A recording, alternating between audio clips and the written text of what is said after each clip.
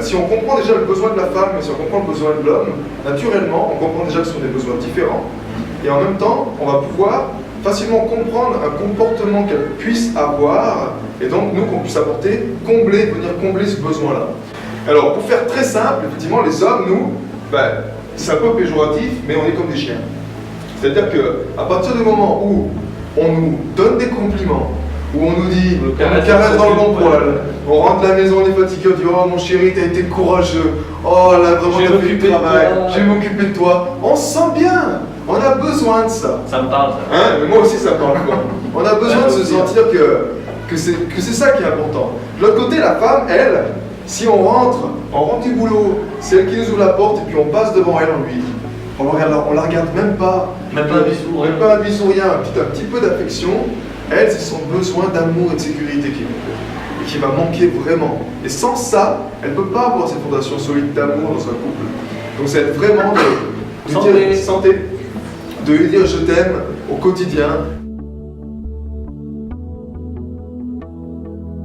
Le but de la relation, c'est bien cette complémentarité. Parce que si les rôles sont inversés, mais qu'ils sont vraiment inversés, dans ce cas-là, dans le cas d'Adam, il y a une inversion par rapport à ce que tu dis.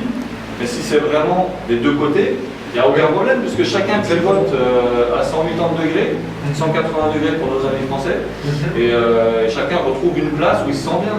Le problème, c'est si par exemple dans votre couple, vous étiez comme ça, madame, et puis que votre mari ne l'était pas, c'est-à-dire si lui n'a pas changé, entre guillemets, de polarité, vous êtes les deux à vous battre pour la même chose. Donc ça va être pour vous battre pour le temps, pour le territoire, en gros, pour l'espace. Et c'est là que les dissensions arrivent. C'est ça qui est intéressant à noter aussi dans ce que tu dis. Exactement. Mais là, tu viens vraiment au point où tout est bien. C'est-à-dire qu'on a d'une part, on a vu les dépendances. Après, on a parlé juste précédemment de l'indépendance. Et c'est là où on trouve les luttes de pouvoir, du yang, du yin, où vraiment on va vouloir, la femme va vouloir garder son yang et prendre la place de l'homme, etc. Et la clé où on va revenir maintenant, c'est justement cette interdépendance.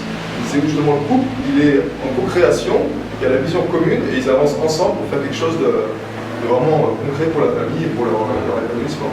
Alors qu'est-ce qu'on a comme clé concrètement aujourd'hui à vous partager vis-à-vis de ces couples qui sont en harmonie? Le petit 1 de tous les grands 1, c'est s'aimer soi-même. Ça, c'est la clé de tous les bonheurs. Que ce soit en couple, au travail, ou n'importe où, dans vos relations avec les gens, avec qui que ce soit, si vous ne vous aimez pas, vous ne pouvez pas aimer les autres. Donc si vous voulez être épanoui de la relation, il va falloir trouver la chose qui fait que vous vous épanouissez à le donner. On attend sur l'autre qui comble nos désirs, quels qu'ils soient. À manger, faire l'amour quand on a envie, etc. etc. On vient sur ce point qui est très important, qui est de prendre la responsabilité à 100% et de se dire que toutes ces situations-là, on les a créées. La responsabilité, c'est d'assumer, pour moi, c'est d'assumer déjà ce que tu es, ce que tu penses et ce que tu fais. Arrêtez de gueuler sur l'autre. Vous avez fait le choix. C'est toi qui as choisi, c'est toi qui as choisi, c'est toi qui as choisi. C'est moi qui ai choisi, c'est moi qui ai tourné le volant. Elle m'a pas mis un pétard sur la tempe en disant putain, tu vas prendre à gauche chez moi, je sais où c'est, chez mes parents. Ou l'autre, elle m'a pas dit je disjoncte l'électronique de ta voiture si tu ne tournes pas à droite à 150 mètres. Essayez toujours de donner le meilleur de moi-même.